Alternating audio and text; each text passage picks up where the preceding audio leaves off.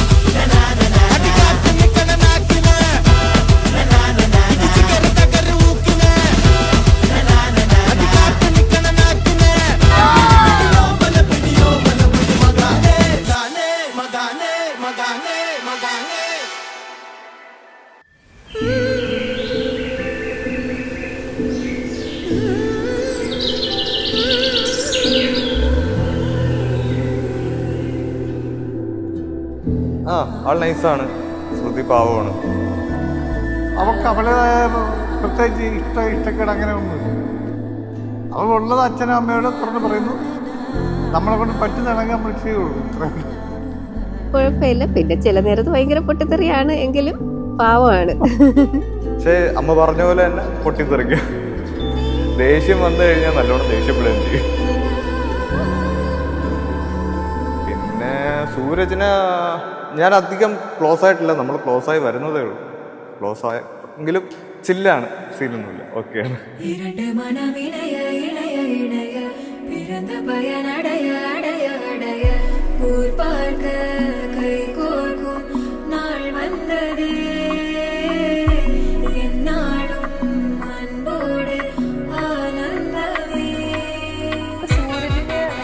ആ ഒരു ഹാപ്പിനെസ് നമുക്ക് അവരുടെ ഫീൽ ചെയ്യാൻ പറ്റുന്നുണ്ടായിരുന്നു. അവർ എത്രത്തോളം ആഗ്രഹിച്ചാണ് ആ ഒരു ഡേ എത്തിയതെന്ന്. ഭയങ്കര ബെസ്റ്റ് ഫ്രണ്ട്സ്. ഇവരുടെ പേര് തന്നെ സേവ് ചെയ്ത് വെച്ചിരുന്ന ബെസ്റ്റി. അപ്പൊ ഞങ്ങൾ ഒരുപാട് കളിയാക്കുമായിരുന്നു.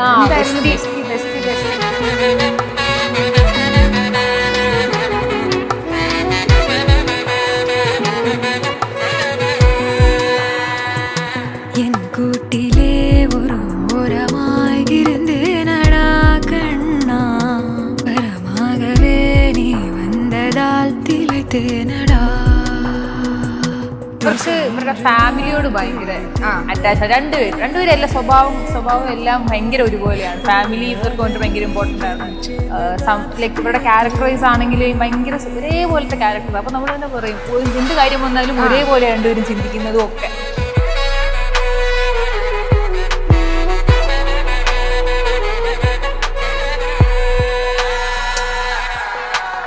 പിന്നെ അവള് കുറച്ച് ഭയങ്കര ഇമോഷണലാണ്. അപ്പോൾ ഭയങ്കര പെട്ടെന്ന് ഇമോഷണൽ ആവുന്ന ഒരു ക്യാരക്ടറാണ്. അവളെ ഈ ബെസ്റ്റി എന്നുള്ള പേരിൽ നിന്ന് ഇപ്പം മേരി ജാൻ എന്ന് വരെ ഇന്ന് സേവ് ചെയ്ത് വെച്ചേക്കുന്നത് വരെ അതൊരു വലിയ അടിപൊളി ലവ് സ്റ്റോറി. ഇന്ന് മുതൽ അത് മൈ ഹസ്ബൻഡ്, അതെ, മേരാ ഹസ്ബൻഡ് ആവുക.